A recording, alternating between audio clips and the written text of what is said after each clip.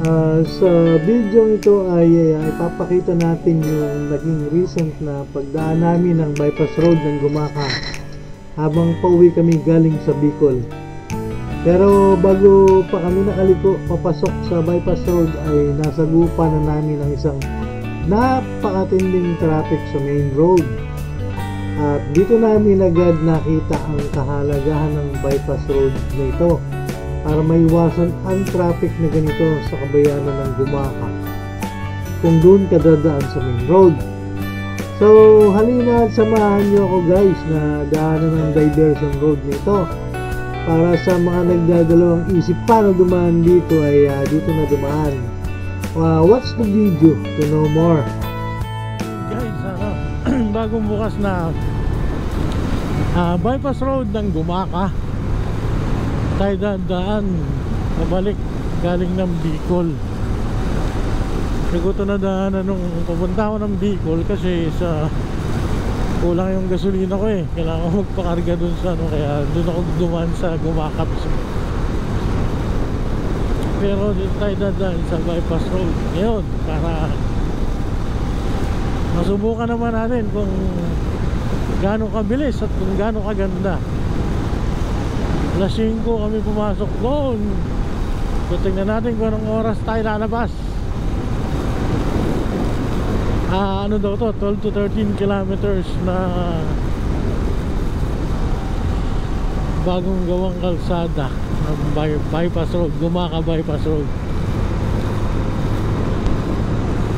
Ang bagong bypass road sa Gumaka na nagdudugtong sa Ilaga at timog na bahagi ng bayan ito ay naglalayong bawasan ng pagsisikip ng trapiko at pagbutihin ang mga oras ng paglalakbay para sa mga residente ng Quezon at yung mga bisita, yung mga dumadaan papunta ng Bicol.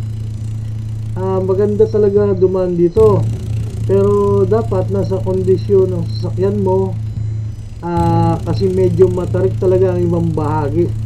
Mabundok yung daan pero walang traffic, kaya pwede nung i-try guys. Pero pagpapasok kayo dito kailangan din kompleto rin kayo sa gasolina kasi walang gasolinahan dito sa loob.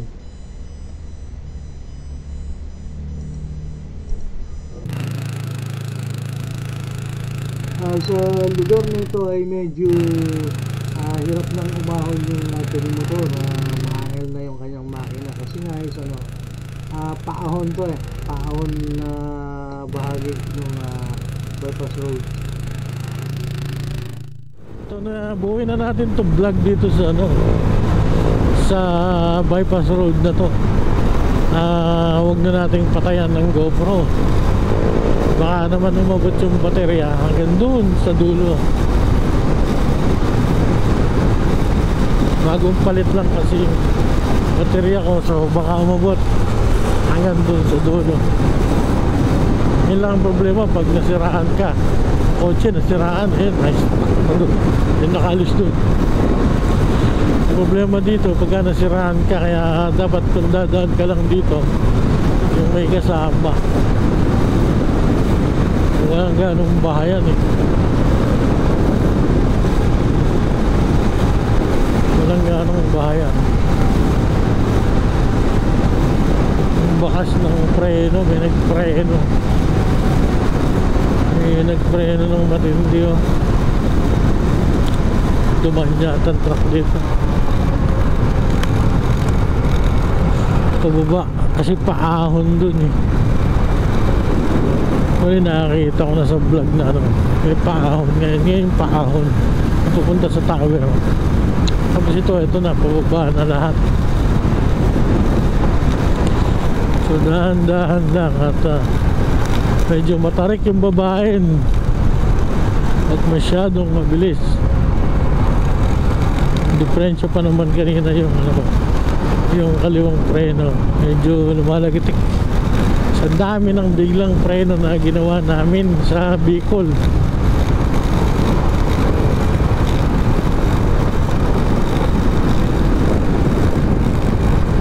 Ito yung Gumaka, pupunta ng Gumaka. So diretso pa tayo Ito na yung lagpas ka na ng Gumaka. Doon ka na lalabas, lagpas na ng Plaridel.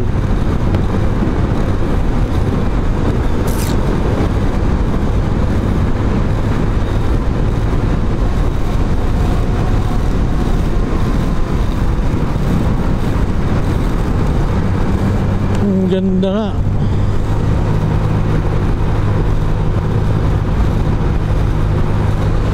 Paano ka bumaba?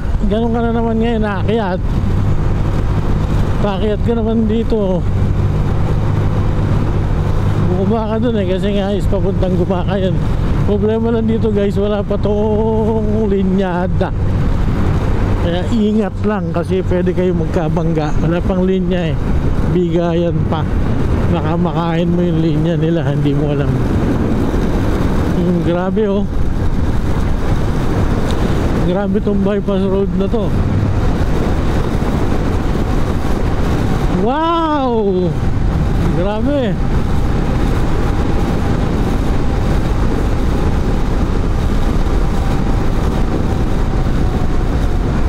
Paakyat. Paakyat ulit. Pagbaba, paakyat ulit. Akala ko sila Joma yun. Layo na pala ni Joma. Ang bilis magpatakbo talaga nito si Joma.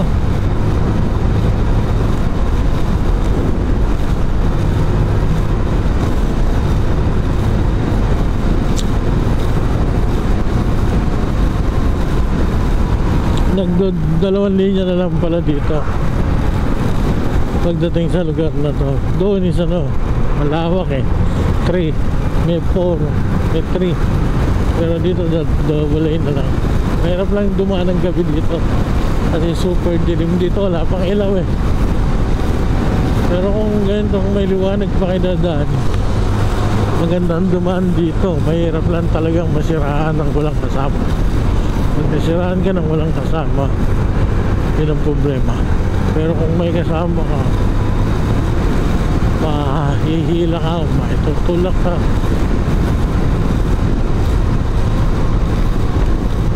Mahaba nga pala to.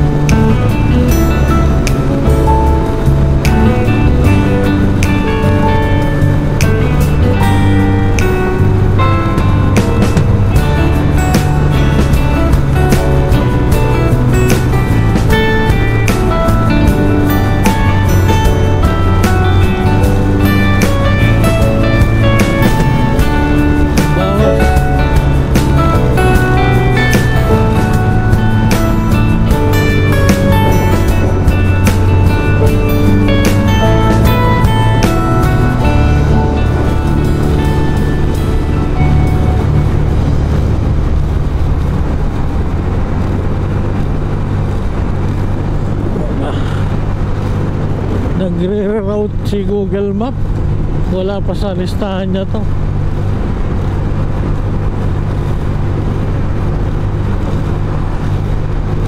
Wala pa sa listahan niya to.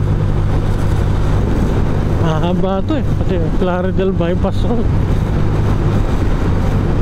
Gumaka, nalagpasan na eh. Mahaba talaga.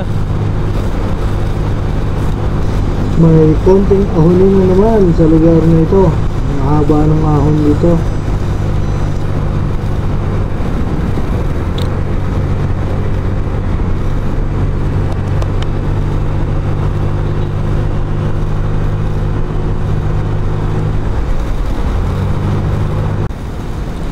Pati si Google nahilo eh. Hindi naman alam ni Google kung nasaan siya.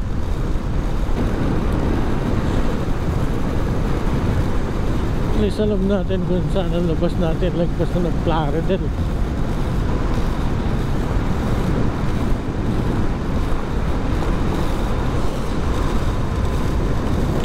Hindi pala nang inikot na bundok nito. Yung bundok ninyo, yun lang, sira agad ng kalsada. Eh kagagawa lang nito.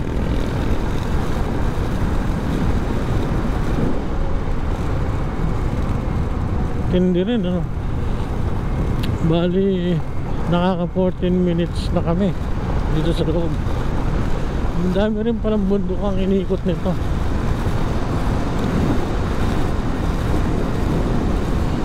$14 minutes. Hindi pa kami nakakalabas. Ayan, bilis ng takbo namin ha. Bilis ng takbuhan.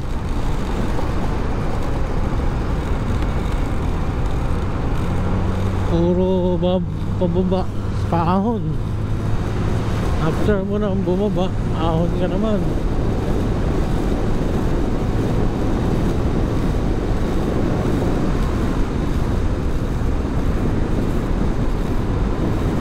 May mga dumadaan din na kotse.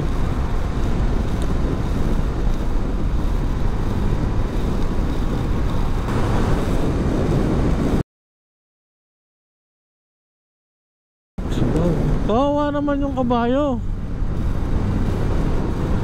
Bigat ng kanyang bit-bit na kahoy, tabla. Kawawa naman. Meron din naman mga bahay. May mga bahay na rin. May community. Maliit na community. Maliit na bahay. Mga bantay siguro ng mga niyugan.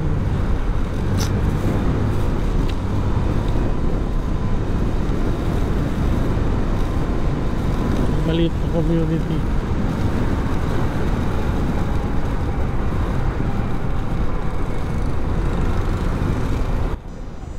Alright, ito na tayo sa ano pala, ito na yung dulo ng bypass road. Pagkaliwa dito is papunta na ng Manila. Bali Plaridel pa rin pala yung nakakasakop dito. Bali nagaanan na natin siguro yung mga matraffic na lugar dun. Yun lang yung binaypass, yung gumaka to Plaridel. So dito na natin tatapusin yung ating video guys, kasi pinakita ko na sa inyo yung kahabaan ng diversion road, kung ano yung makikita nyo sa loob at ano yung pwede nyo i-expect. And yung mga hindi pa pala nagsasubscribe sa aking channel, baka naman po please like and subscribe.